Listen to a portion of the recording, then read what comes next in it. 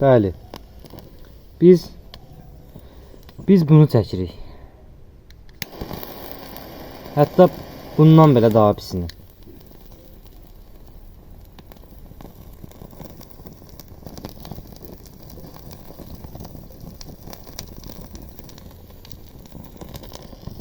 Çəkin bir dənə.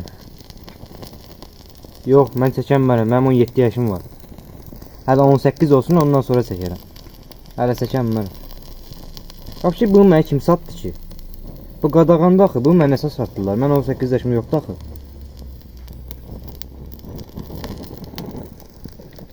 Gəlin ataq bunu. Ən yaxşısı. Və bunu da ataq. Başlayaq videomuza. Herkese selam dostlar. Kanalıma, yani Tepki Ruhu kanalına ve bu videoya hoş geldiniz. Giriş nətər idi? Beğendiniz girişi? Prodüksiyona bakın. Sizin için getdim salyarka tapdım. Gül tapdım. Alma ağacının budağıydı. Salyarkaya batırıp getdim jajqalka tapdım. Yandırdım onu. Görürsünüz yani. Böyle bir prodüksiyon var. Moderator burada, ekibim hamısı buradadır. Mənə kömək edirdilər. Deməli bugünkü mövzumuz dostlar sigaret hakkındaki fikirlerim. Baştan bunu diyeyim. Sigaret çəkmək sizin sağlamlığınıza ziyan vurur. Az qala ziyanlığınıza sağlam vurur deyəcəkdim. Siz yavaş yavaş özünüzü öldürürsünüz. Ona göre sigaret ve benzer tütün məhsullarından qaçının. Bu qəribə olan həqiqi budur ki, yani her yerde qışqa bunu deyirlər. Hətta əlacları olsa küçədə qaça-qaça oyca bizə deyə gedib gələrlər. Amma yenə də biz bir dərmana baxaq və bir sigaret şirkətinə baxaq. Sigaret şirkətinin gəliri dərman şirkətindən daha çoxdur. Halbuki sigaretə sizi öldürür, dərmana sizi sağaldır deyirlər. Deməli dostlar, bugünkü mövzumuz sigaretdir. Əvvəl o girişi eləməliydim ki, bu məcburiyyətdir, yoxsa YouTube bağlayar videonu. Bugünkü videomuz sigaret haqqında mənim düşüncələrimdir və bu düşüncələr mənə aid düşüncələrdir. Başdan onu deyim. Və dostlar, bir elmi məlumat paylaşmayacağıma görə, elmi söhbət olmayacağına görə, elmi düşüncələr olmayacağına görə, faktlar olmayacağına görə məcburam buna fəlsəfi düşüncələrim adını verməyə. Çünkü bu məncə fəlsəfi düşüncələrimdir. Çünkü bir elmi sübut olmayacaq və sigaret sizə bu orqanlara, bu cür ziyanlar törədir deyə bilməyəcəm. Ona görə fəlsəfi olaraq danışacağım burada və öz düşüncələrimi elə deyəcəm və elə düşünün, mən səsli şəkildə düşünəcəm. Yəni sadəcə sahib olduğum görüşləri, düşüncələri bu videoda sizə danışacağım. Bu ehtiyatlı olunması lazım olan mövzudur. Ona görə bu qədər dönə-dönə dedim. Deməli sigaret. Mənim 17 yaşım var dostlar və mən arada kamera buradadır, mən arada bu tərəfə baxıram. Yəni gözüm o üzə gedir. Yoxsa oxumalı heç nə yoxdur yəni. Şablon sözlərdən istifadə eləməyəcəm, sadəcə düşüncələrimi deyəcəm.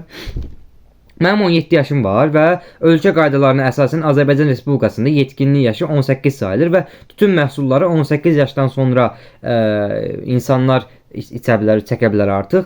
Və mənim 17 yaşım var. İlk öncə buradan başlayaq. Bu qayda 18 qaydası necə verilir? Deməli dostlar, hər ölkədə, dünyanın hər yerində 18 söhbəti yoxdur. Bəzi yerlərində bu yaş, bu məhdudiyyət 14, bəzi yerlərində 16, hətta bəzi ölkələrdə 22-dir. Məsələn, mən bildiyim qədər Şimali Koreyada əvvəllər 14 idi, lakin artıq 16-dır. Hər şey için danışmıram ama bunun içində sigaret də var, bunun içində alkoqol da var, bunun içində qumar da var, digər başqa şeylər də var və bu yaş məhdudiyyətindən danışıram hal-hazırda.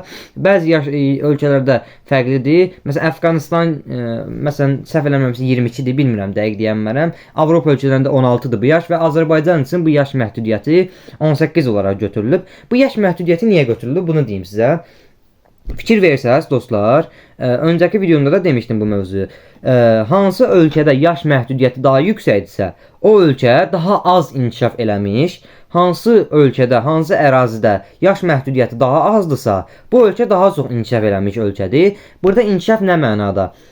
Bir fərdin, bir insanın tək başına düzgün qərar verə bilmə bacarığı ələ alınır və Azərbaycan üçün ortalama olaraq bir insanın doğru qərar verə bilmə yaşı 18 olaraq götürülüb və bəzi inkişaf etmiş ölkələrdə fərqlidir və bu təhsil səviyyəsindən irəli gəlir və bu, yəni belə bir şey yoxdur. Hər bir insan 18 yaşında tam düzgün doğru qərar verə bilər deyə bir şey yoxdur.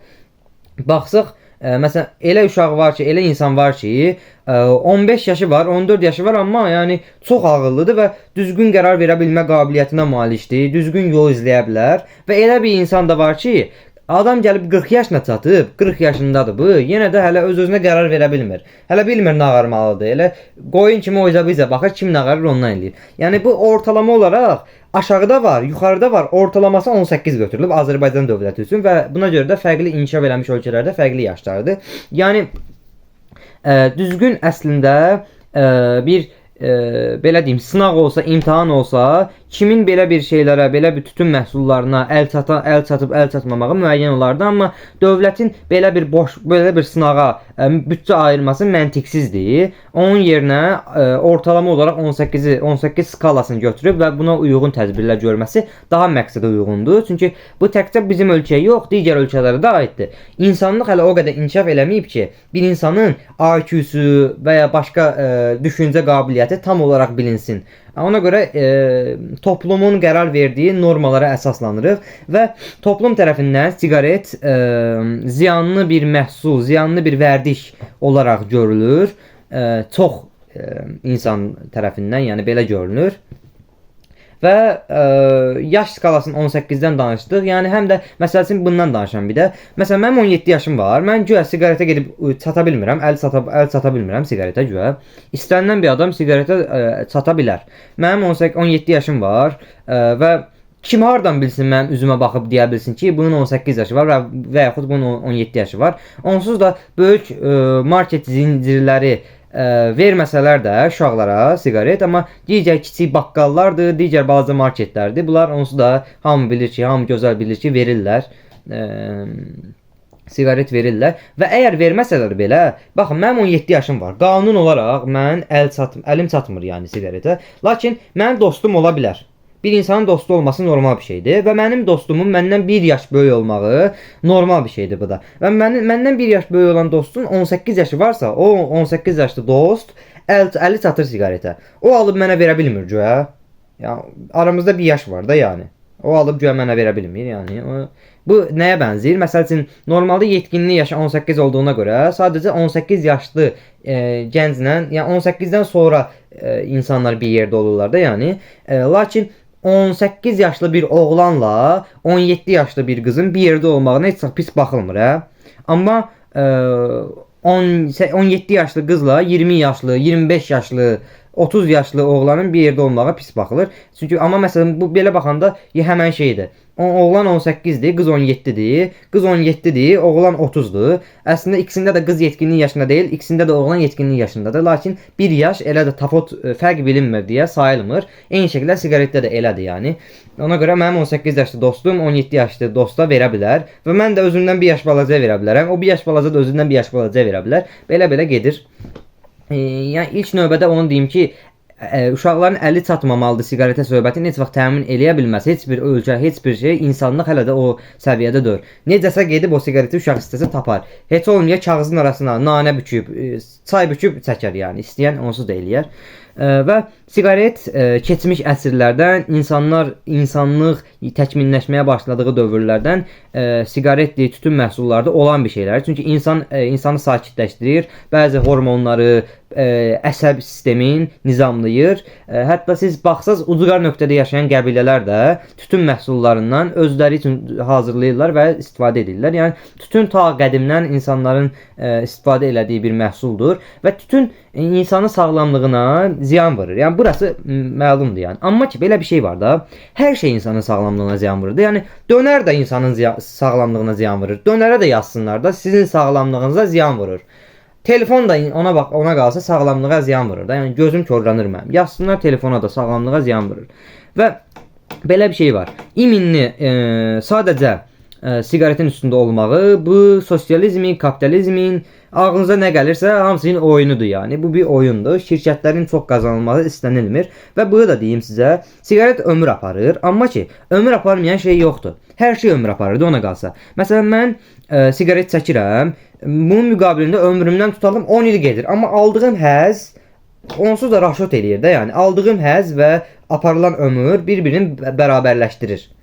Həzz alıramsa problem yoxdur da, qutardı getdi. Və dostlar, Bir adam düşünək. Tutalım Əlidir. Əli 38 yaşında bir Azərbaycan fərdidir, yetkin birisidir və gedir işləyir, öz ömrün xərcləyir. Saat 8-də durur, saat axşam 7-də evə gəlir hər gün və illər boyu öz ömrün başqa bir şeyə xərcləyir, başqa bir kiminsə altında işləyir elə bir. Yəni altında pis mənada yox da, piramidanın üst təbəqəsinə işləyir. Məsələn, bank işçisidir deyək və Əli və ya başqa bir işçidir, müəllimdir deyək, gedir işləyir, belə şey eləyir. Ömrün hədər aparır da, yəni öz ömrün xərcləyir cəmaata. Bu müqabilində amma pul qazanır. Bu adam bu pulla sevdiyi iş görür. Məsələn, bu pulu qazandı, pulla getdi maşın aldı özünə və nə oldu? Ömrün xərclədiyi eyni siqaretdəki kimi, amma bu müqabilində sevinir. Sevdiyi bir şey eləyir. Çünki maşın aldı, maşın qazandı. Bu maşını istifadə eləyir, maşından həzz alır. Eyni siqaretdəki kimi. Və bu maşınla avariya eləyib, maşın bunun sonu da ola bilər, fəlakət də ola bilər və bu maşının ölümünə də səbəb ola bilər bu adamın. Eyni siqaretdəki kimi. Yəni gördüyümüz kimi heç bir fərq qalmadı bu barədə. Mənə təqsib eləyən düşüncələriniz, fikirləriniz varsa şərhlər hissəsinə yazmağınızı istəyirəm. Eyni şəkildə bir adam gedir telefon alır və bu telefon üçün uzun müddət işləyir, əziyyət çəkir, ömrün fəda eləyir, hətta əsəb xəstəliyinə tutulur və sair xəstəliklərə tutulur. Bu müqabilində pul qazanır və pul onu xoşbəxt edir. O pulla gedib telefon alır. O telefon bu adamı xoşbəxt edir. Telefondan istifadə edir, həzz alır. Telefon sonra gözünün xarab olmağına və ya əksinə yeni məlumatlar əldə eləyib insanın intellektual səviyyədə daha çox təkmilləşməsinə yardım eləyə bilər. Yəni həzz verə bilər və fəlakət törədə bilər. Eyni siqaretdəki kimi. Gördüyümüz qədərilə heç bir fərq yoxdur aralarında. Yemək olaraq da həqiqətən heç fərq yoxdur. Ona qalsa deyirəm də, yəni hamburger deyək. Hamburger insana həzz verir və hamburger insanın pulunu aparır. Eyni şəkildə siqaret kimi. Pul verirsən və həzz alırsan. Hamburger ömrünü də bitirə bilər. Siqaretdəki kimi. Uzun müddət aludəçisi olsan, bitirər ömrünü. Eyni siqaretdəki kimi. Yəni belə gördüyümüz qədərilə siqaretlə yemək arasında, siqaretlə hamburger arasında, siqaretlə maşın arasında mən belə düşünürəm, heç fərq yoxdur. İkisi də bir ömür aparır və mən aparılan ömürdən razıyamsa, mən əldə elədiyim həzzi sevirəmsə, həzz mənə bu aparılan ömrü raşot eləyirsə, 50-50 də 5-5 eləyirsə, problem yoxdur, problem qalmır.